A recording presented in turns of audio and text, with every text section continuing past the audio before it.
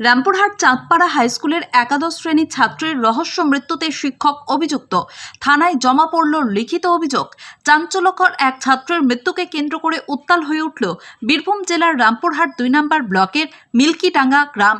মৃতা ছাত্রী স্থানীয় চাঁদপাড়া হাইস্কুলের একাদশ শ্রেণীর ছাত্রী ছিলেন। পড়াশোনার সুবিধার্থে সে রামপুরহাট শহরের একটি ভাড়া বাড়িতে অন্য ছাত্রীদের সঙ্গে থাকতেন। এই ঘটনায় গুরুতর অভিযোগ উঠেছে স্কুলেরই একজন অতিথি শিক্ষক মোহাম্মদ মোবারকের বিরুদ্ধে।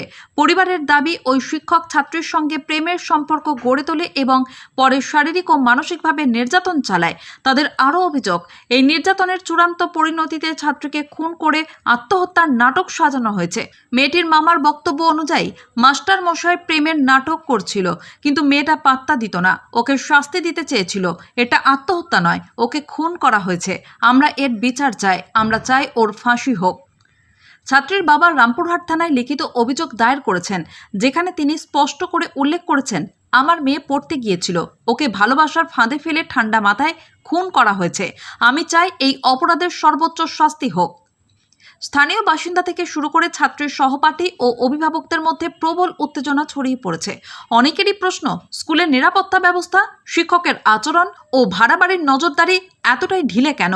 ঘটনার পূর্ণ তদন্তের দাবি জানিয়েছে ছাত্রীর পরিবার। পুলিশ এই ঘটনায় একটি অস্বাভাবিক মৃত্যুর মামলা নথিভুক্ত করেছে এবং তদন্ত শুরু করেছে। রুমে ছিল পড়তে। আপনাদের বাড়িতেই? না, রামপুরহাটে। আমার বাড়ি মিল্কিডাঙ্গা। রামপুরহাটে পড়তো। রামপুরহাটে পড়তে এসেছিল আপনার মেয়ে? হ্যাঁ, পড়তো। এখানে ভাড়া বাড়িতে থাকতো। মেসে থাকতো। হ্যাঁ। তাহলে মেসেই মেরে ঝুলিয়ে দিয়েছে। মেসেই পড়াতে আসতো মাস্টারমশাই? না, পড়াতে আসতো না। মাস্টারমশাই পড়াতে আসতো না। আজকে মাস্টারমশাই টিউশন ছিলও না। আগে পড়াতো, কিন্তু আমি জিজ্ঞাসা করলাম আগে প্রাইভেট আছে না, বলছে না আজকে না আব্বা, বইকালে আছে। হ্যাঁ, এবার 11টার সময় ফোন হচ্ছে, আর আমার মেয়েকে 2টার আগে বলছে যে আপনার মেয়ে মারা গেল।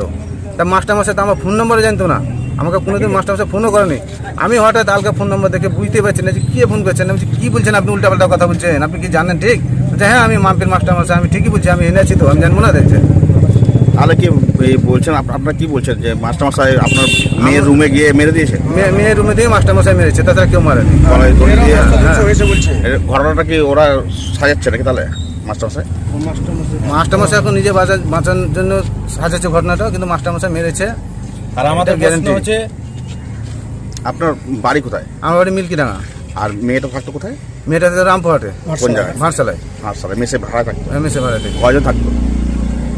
আমার মেয়ে থাকতো, আর একটা বান্ধবী বনি, আরও 2-1জন থাকতো। কিন্তু আমার মেয়ের রুম একটাই থাকতো।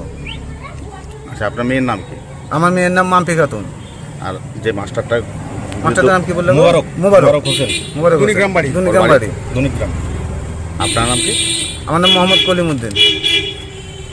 মনে হচ্ছে মাস্টার মেরে দিয়েছে। কারণ মাস্টার, হ্যাঁ, যখন কেউ গলায় দড়ি দেবে তখন কেউরই মানে নাই যে নিজে থেকেই মানে ডেড বডি নামাবে। আমাদের প্রশাসন আছে, প্রশাসন নামাবে, তাহলে মাস্টার কি করে নামালো? হ্যাঁ, আর মাস্টার কিভাবে নামিয়ে কিভাবে নিয়ে গেল? প্রশাসনকেও বলতে পারতো যে হ্যাঁ স্যার এইভাবে এই হয়ে গেছে, আপনারা আসুন। তাহলে প্রশাসন গিয়ে নামাতো, আমাদের ডেড বডি আমাদের হাতে দিয়ে দিত। হ্যাঁ, তাহলে প্রশাসনের আগে কি মাস্টার?